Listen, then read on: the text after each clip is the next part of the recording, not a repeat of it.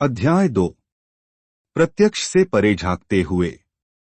क्या आपने कभी किसी ऐसे कमरे में प्रवेश किया है जहां दो व्यक्ति वाद विवाद में उलझे हों? आप तुरंत उस कमरे में फैली नकारात्मकता महसूस कर सकते हैं। उनके बीच में गगनभेदी चुप्पी हो सकती है। गलतफहमी भी इसी तरह का तनाव उत्पन्न कर सकती है। जब हैरी चुप हो गया तो मैं चिंतन में चला गया। क्या मैंने कुछ गलत कह दिया था? क्या मैंने उसे नाराज कर दिया था? ऐसे व्यक्ति का अपमान किसी के लिए भी सर्वाध की खेदजनक होगा जिसने आपको अपने घर बुलाकर आपकी बानी की हो। 2 मिनट के बाद मैंने इस गुत्थी को सुलझाने का प्रयास किया। कहाँ से खरीदी तुमने यह कार? मैंने बातचीत को सहज करने का प्रयत्न करते हुए पूछा। हैरी को यह अच्छा लगा कि मैं सामान्य बातें करने की कोशिश रहा था और वह भी सहज जो गया। वह जो कुछ भी पहले सोच रहा था वह मेरे साथ अब भी साझा नहीं कर पा रहा था। मर्सिडीज को बेचने के बाद मुझे एक कार खरीदने की जरूरत थी। पहले कुछ हफ्तों में हर कहीं जाने के लिए मेरी पत्नी और मैं टैक्सी लेते रहे। एक दिन जब हम अपने किसी मित्र से मिलने जुहू जा रहे थे तो टैक्सी एक ट्रैफिक लाइट पर लेक्सस के शोरूम के सामने रुकी। उस क्षण जब मैंने उसे देखा चमकते शीशे के भीतर, तो वह पहली नजर का प्यार था। वह उस घटना को याद कर खुश हो गया। लगता है यह कार तुम्हारी सबसे प्यारी संपत्ति है, मैंने कहा। उसने जोर से सिर हिलाकर सहमति प्रकट की। दुनिया में ऐसी बहुत सारी चीजें नहीं हैं जो आपको इस कार अध की खुशी दे सकें। डैशबोर्ड पर तरह तरह की रीडिंग्स, फॉलेदर की सफेद सीटें और स्टीयरिंग व्हील को छूकर देखिए। यह कार क्षण भर में 0 से 100 की स्पीड पर जा सकती है, जो मर्सिडीज का। तभी हैरी ने ब्रेक लगाया। हमारी सीटों की पट्टियां अचानक कस गईं और मैंने उसे कसकर स्टीयरिंग व्हील को पकड़े देखा। हम अचानक रुक गए थे। अपने विचारों में खो जाने के कारण उसे एहसास ही नहीं हुआ कि हमारे आगे ट्रैफिक बढ़ता चला जा रहा है। सॉरी, पता नहीं यहाँ हो क्या रहा है, उसने खेद के साथ आगे झांकते हुए कहा। कोई बात नहीं, मैंने उत्तर दिया। तुम ठीक तो हो? मैंने जरा चौंकते हुए पूछा। हैरी ने दूर तक देखने की कोशिश की ताकि वह समझ सके कि जाम क्यों हुआ है, पर उसे पता नहीं चला। हाँ, मैं ठीक हूँ, लेकिन मुझे आश्चर्य हो रहा है क्योंकि यहाँ तो कभी ट्रैफिक जाम नहीं लगता, उसने निराश स्वर में कहा। हालांकि कुछ हद तक स्थिति में सुधार हुआ है, फिर भी अब तक मुंबई को दुर्घटनाओं की राजधानी के रूप में जाना जाता है। यहाँ लंदन जितनी ही कारें हैं, फिर भी सड़क दुर्घटनाओं में मृत्यु की संख्या 4 गुना अधिक की है।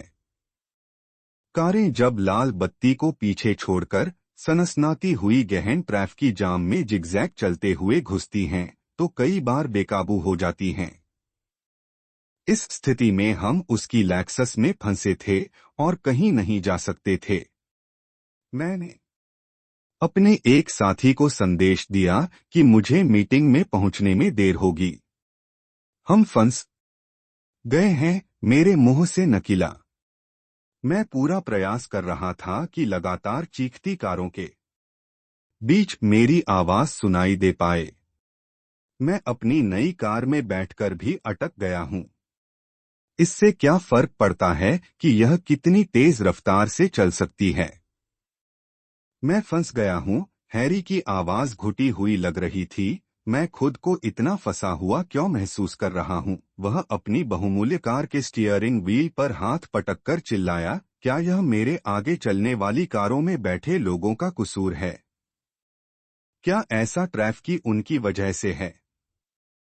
क्या सड़क को जरूरत के मुताबिक चौड़ा नहीं बनाया गया है? मैंने सड़कों को नहीं बनाया तो क्या यह मेरा कसूर है? उसकी आवाज कांप रही थी। क्या मैंने गलत कार खरीद ली है? क्या मुझे एक मोटर बाइक खरीदनी चाहिए थी? क्या अब मोटर बाइक खरीदने के लिए बहुत देर हो गई है? मैं समझा कि उसके जीवन में कुछ ऐसा चल रहा है जो वह मुझे बता नहीं पा रहा। मैंने उसके कंधे पर अपना हाथ रखा। उसका सिर झुक गया और उसने अपने हाथ अपनी गोद में रख लिए। उसके होंठ कांप रहे थे और वह मुझसे नजर हटाकर खिड़की के बाहर देखने लगा। ड्राइवर के साथ वाली खिड़की पर उभरे प्रतिबिंब में मैंने उसकी दुहखी आंखों से कुछ आंसुओं को ढुलकते देखा। मैं क्षमा चाहता हूं, उसने कहा। पता नहीं मुझे क्या हो गया था। क्षमा मांगने की जरूरत नहीं। हम सभी फंसा हुआ महसूस करते हैं कभी कभी। तुम खुद को अटका हुआ क्यों महसूस कर रहे हो? मैंने सहृदयता के साथ पूछा। मैं जानता हूं आपके पास यह सब सुनने का समय नहीं होगा। मेरे पास तुम्हारे लिए समय ही समय है।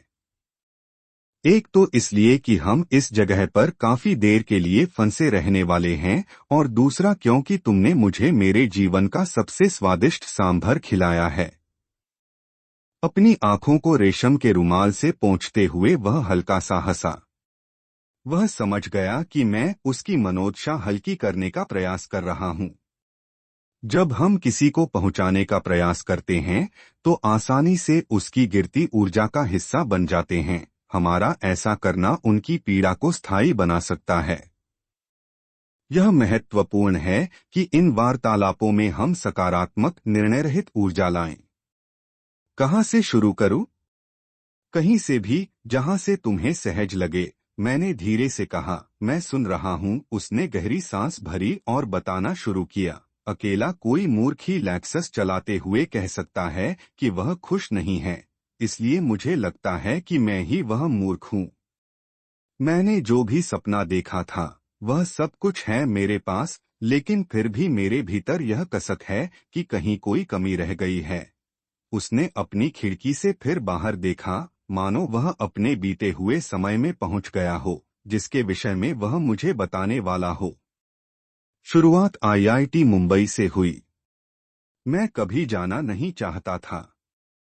मैं कभी नहीं चाहता था कि इंजीनियरिंग की पढ़ाई करूं, लेकिन इस विषय में मेरे माता पिता नहीं सुन सकते थे। उनका दबाव था कि एक इंजीनियरिंग ही है जिसमें पैसा है। अगर तुम आईआईटी में प्रवेश पा जाते हो तो जीवन तुम्हारे नियंत्रण में होगा। अगर मैं कुछ कहता तो वे मुझे यह जताकर अपराध बोध कराते कि मुझे बड़ा करने में उन्होंने कितने त्याग किए हैं और मुझे उन्हें निराश नहीं करना चाहिए। कहते कहते वह रुका, लगा जैसे ट्रैफिक चलने लगा था। लेकिन यह हमारा भ्रम था, हम अब भी फंसे हुए ही थे। उसने फिर बात शुरू की। मैं सोचता हूँ, मेरे माता पिता मेरे माध्यम से अपनी महत्वाकांक्षा पूरी कर रहे थे। मेरे पिता का मोह अपनी फैक्ट्री में टेक्सटाइल उपकरणों में सॉफ्टवेयर अपडेट करने के लिए था। वे चाहते थे कि मैं उनकी फैक्ट्री में एक ऐसा सुपर हीरो बनूं जिसके आते ही कोई भी तकनीकी समस्या हल हो जाए। तुम भले ही सॉफ्टवेयर इंजीनियर नहीं हो, लेकिन तुम बढ़िया स्थिति में हो, क्यों? क्या ऐसा नहीं है? मैंने कहा। तुम तो हार्वर्ड भी गए। हार्वर्ड जाना एक तरह से मेरा विद्रोह था, हैरी बोला। उसने एक गहरी सांस ली। मुझे अपने माता पिता और भाई बहनों से दूर जाना था। मैं अपना जीवन अपने तरीके से जीना चाहता था, इसलिए मैं अमेरिका भाग गया। मुझे मालूम है आपको यह बात बेहूदी लगेगी, पर यह सच है कि मैंने हार्वर्ड के एमबीए कार्यक्रम के बारे में गहराई से नहीं सोचा था। मैंने उसे बिना सोचे समझे स्वीकार किया, बस दूर जाने के लिए। मुझे पूरी छात्रवृत्ति मिल गई थी। वर्षों तक गलत विषय पढ़ने के बाद मैं खुद अपना जीवन जीना चाहता था। तो क्या हार्वर्ड इसका समाधान था? दुर्भाग्य से नहीं। मैंने पाठ्यक्रम पूरा किया, लेकिन यह भी मेरी पसंद का नहीं था। एक बड़ी बात यह थी कि वहां मैं ललिता से मिला, जिसे उसके दोस्त लिली कहते थे। दक्षिण भारतीय होने के कारण हम दोनों तत्काल ही एक दूसरे से जुड़ गए। भूल जाइए इस कार को, वास्तव में वह था पहली नजर का प्यार। मुझे यह आकर्षक लगा कि वह डॉक्टरी पढ़ रही थी और बाल रोग विशेषज्ञ बनना चाहती थी। हो सकता है कि कभी मुझे थोड़ी सी जलन भी हुई हो, क्योंकि उस समय मुझे लगा करता था कि मुझे भी डॉक्टरी पढ़नी चाहिए थी, मगर उसके लिए अब देर हो चुकी थी। मेरे पास डॉक्टरी पढ़ने के लिए न समय था न पैसा। इसलिए इस इच्छा को मैंने मन में रखा और हम अपनी शादी के लिए भारत लौट आए। मैं जानता था यह सब बाहर लाने और मुझे बताने में उसे कष्ट हो रहा था, लेकिन मैं इसमें व्यवधान नहीं डालना चाहता था। हमारा विवाह अद्भुत है, यूं समझिए, यह अद्भुत तरीके से आरंभ हुआ। ललिता बच्चों का डॉक्टर बनने का प्रशिक्षण ले रही थी और मैं अपनी वर्तमान सलाहकार फर्म में नौकरी पाने की कोशिश कर रहा था। उन्होंने मुझसे 6 अंकों के वेतन का वायदा किया, जिसमें मेरा बोनस शामिल नहीं था।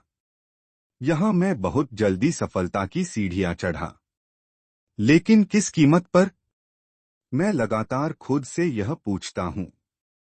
घंटों के काम और तनाव ने हमारे आपसी संबंध को कमजोर बना दिया है। हमारे पास एक दूसरे के लिए समय नहीं है, बच्चों को पालने के लिए समय कहां से आएगा? घर पर ललिता ने मुझसे कभी मीठे शब्दों में छोटी सी बात भी की हो, ऐसा दुर्लभ है। वह नहीं जानती कि उसके कठोर शब्द मुझे कितना काटते हैं और उनकी वजह से हम झगड़ा करते हैं। आप वैवाहिक जीवन की इन समस्याओं को समझ सकते हैं। एक दिन तो माहौल इतना गर्म हो गया कि वो चिल्लाई कि उसे तलाक चाहिए। उसने खिड़की के शीशे से बाहर देखते हुए कहा, समुद्र जो कभी इस अपार्टमेंट में अपनी ठंडी हवा देता था, अब चौंधियाता और तपाता है।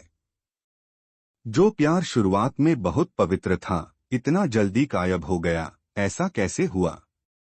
अजीब बात है कि इस सब के बीच मैं अब एक ऐसी जगह पर हूँ जहाँ मुझे मेरा काम पसंद नहीं और मुझे घर पर रहना भी अच्छा नहीं लगता।